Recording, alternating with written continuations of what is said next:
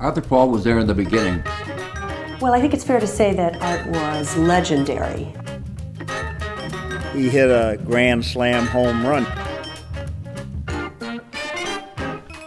I also think he redefined the whole notion of commercial art as being able to be as well regarded and legitimate as so-called high art.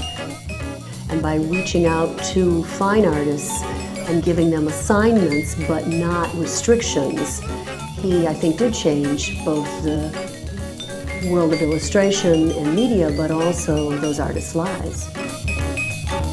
He was a master art director. He could find people or develop people into being phenomenal talents, and he knew how to use their best skills to create the best of those articles, something that was intriguing, something that was unique, something that was controversial. But he could find those people, and if he couldn't find them, he would develop them. He was different from all the other art directors I ever worked for. He took a personal interest in the artist. The magazine is given credit for the sexual revolution. Art deserves the credit for the illustrator's liberation. The liberation movement for illustrators, liberating them to inject their own personality, their own opinion, and their own take on a particular story. And I think really art giving his artists and illustrators license to read the whole article and take what they want out of it and to interpret it in their own very personal and conceptual way.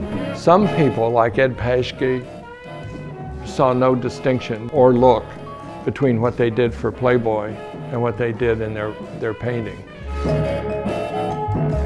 He built its reputation to such a level that he could very easily call up Andy Warhol or Salvador Dali, and they knew Playboy. They knew that Playboy wasn't just his girly magazine, it was something that was to be taken seriously on an artistic level, and he could very easily invite them to contribute work, and they did. Over the years, I've watched Art's creative process, which is boundless. One example is his treatment of heads. Obviously thinks a lot about the human psyche and the kind of masks that we put on in society to present ourselves.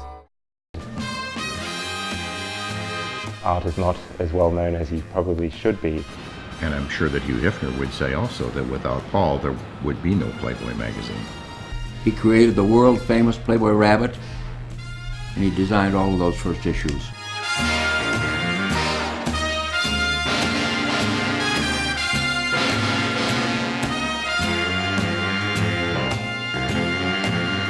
He was kind of very nonchalant about this, what turned out to be an iconic logo of the 20th century.